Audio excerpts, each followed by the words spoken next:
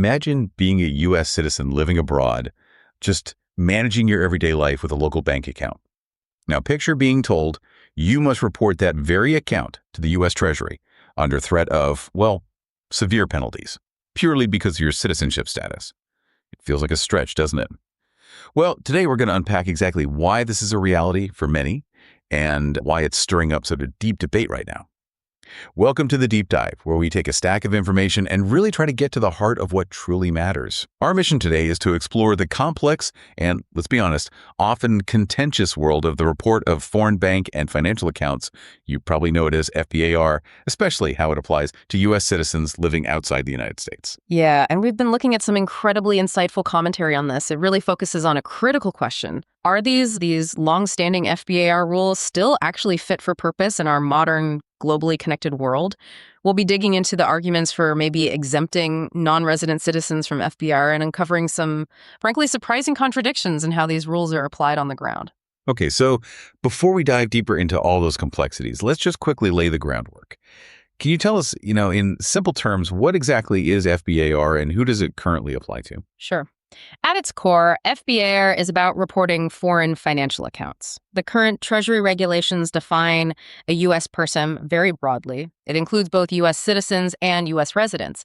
But what's really crucial here is that U.S. citizenship, well, it always triggers an FBAR filing requirement no matter where that citizen actually lives in the world. Right, regardless of location. Okay. And why is this specific requirement suddenly under such intense scrutiny, like right at this very moment? The timing is absolutely critical here. You see, the Financial Crimes Enforcement Network, FINCEN, they're seeking to renew their authority to require this reporting. And this isn't just a routine thing. It's a process mandated every 3 years by the Paperwork Reduction Act. This act is, it's essentially designed to make sure government agencies aren't just imposing unnecessary reporting burdens on people, and that any info they collect serves a clear, practical purpose. The Office of Management and Budget, the OMB, they're currently reviewing FinCEN's request, and they held a public comment period that just closed on April 29th, 2024.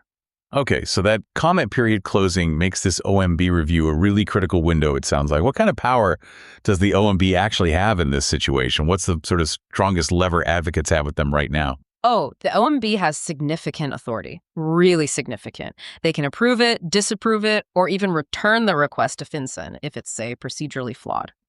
But probably the most powerful lever for advocates is the OMB's unique ability to mandate what's called rulemaking. This essentially means they can instruct the Treasury to fundamentally rethink and propose new FBAR rules that could actually change the existing regulations. So the goal of those recent public comments was really to convince the OMB that Treasury's current justification for FBAR is, inadequate, that the requirement is unnecessary or maybe overly burdensome, and that new, more appropriate rules are desperately needed. The law governing this, it actually mandates that the OMB director must determine if the information collection is truly necessary for the proper performance of the functions of the agency, and importantly, including whether the information shall have practical utility. Got it. So with that clear background on FBAR in this current review process, it makes sense why there's such a push for change right now. What are the core arguments being made against applying it to citizens living abroad?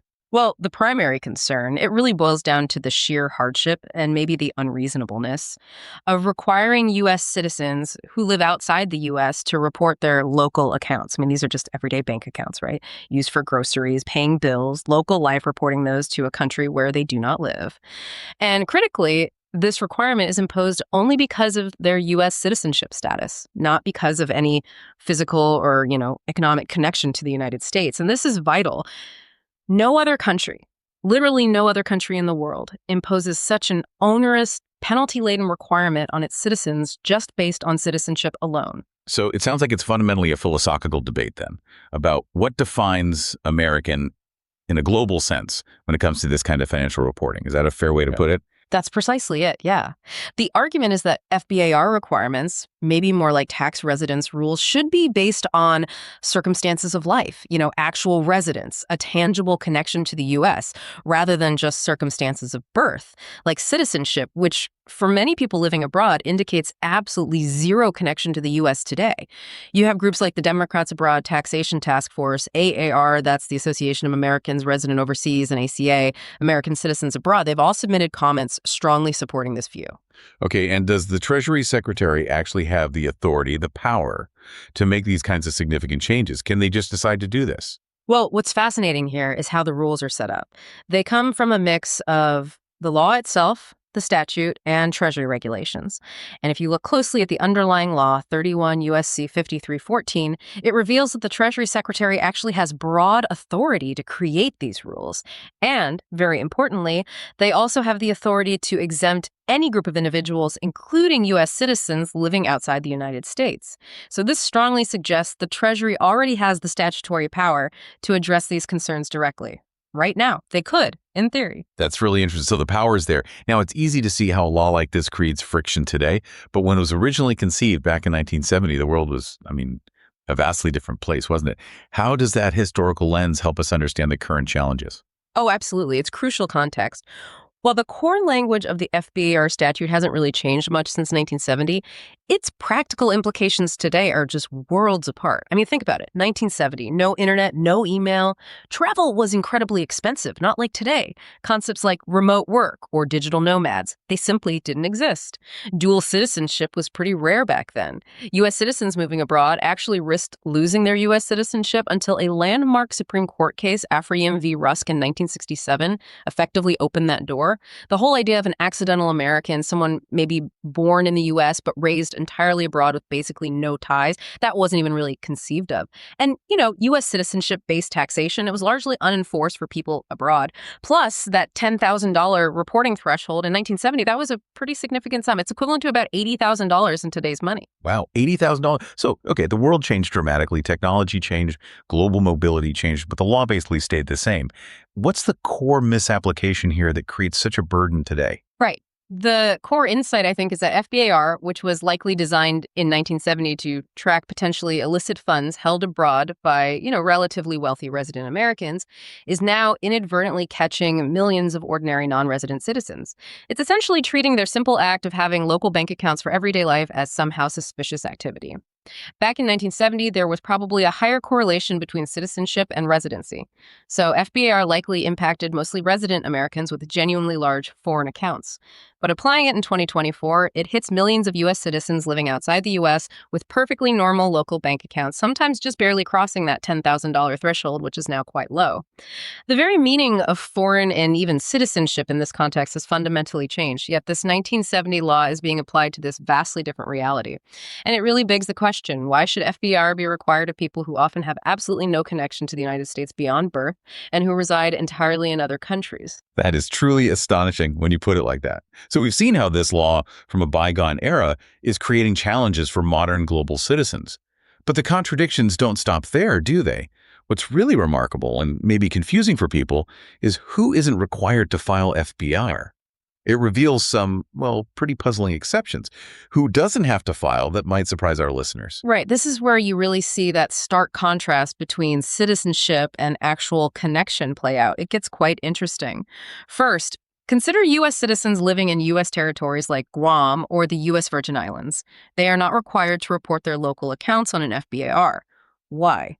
Because the definition of foreign in the FBAR regulations specifically excludes accounts located in U.S. territories. So think about that. A U.S. citizen living in France has to report their French account, but a U.S. citizen living in Guam doesn't have to report their Guam account. Wow. Okay. So living in a U.S. territory makes you exempt, but living in, say, Canada or the U.K. doesn't. Yeah. That's quite a distinction. What's another surprising example? Okay, another one. U.S. nationals residing in American Samoa. Now, these individuals are entitled to a U.S. passport. They can live freely in the U.S., but they are exempt from FBAR simply because they are technically considered neither U.S. citizens nor U.S. residents under the specific FBAR rules. Then you've got large numbers of non-resident aliens, people who are not citizens or green card holders. They might not be required to file FBARs, even if they spend substantial time in the U.S., maybe say 120 days each year, or are doing significant business here. They might hold certain visas that prevent them from becoming resident aliens for tax purposes, or maybe they use a closer connection exemption to claim residency elsewhere. Now, these individuals could potentially have foreign bank accounts used for nefarious purposes, right? Yet they aren't subject to FBAR reporting. Okay, that's quite a few groups. And finally, what about green card holders? You mentioned residents are included, so are they always caught in this FBAR net? Well, Not always. And this is another complexity. Even some green card holders who are generally deemed U.S. residents for tax purposes can actually be exempted from FBAR. They can do this if they use something called a treaty tiebreak provision. These are found in many U.S. tax treaties. It's essentially a set of rules used to decide tax residency when someone might be considered a resident of both the U.S. and another treaty country.